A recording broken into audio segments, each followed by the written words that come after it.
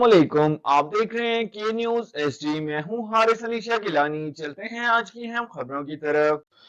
अब रुक करेंगे साहिवाल का, जहां से रिपोर्ट कर रहे हैं हमारे नुमाइंदे राय अहमद हसन। थाना डेरा रहीम में मुख्तलिफ एसएचओज के खिलाफ मुकदमा दर्ज करवाने वाले डकैतियों का क्रिमिनल रिकॉर्ड मंजर आम पर आ गया।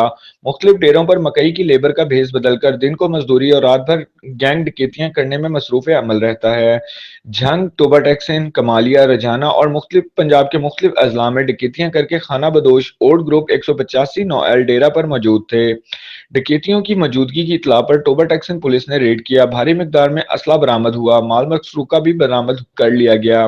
मोअज़्ज़िन इलाका चश्मदीद गवाह हैं। खाना बदोश खानदान रूप बदलकर 185 नौएल डेरा पर आरजी रिहाइश पजीर थे। अहलियान इलाका का माल मसरूका, नाजायज असला और खतरनाक डकैत गैंग की गिरफ्तारी और बरामदगी, लूटा हुआ माल आंखों देखा बयान है। अहलियान इलाका के मुताबिक शादी की तकरीब का झूठा ड्रामा रचाकर आला अदलिया की आंखों में धूल झोंक कर अहकामात अंदराज मुकदमा हासिल किए।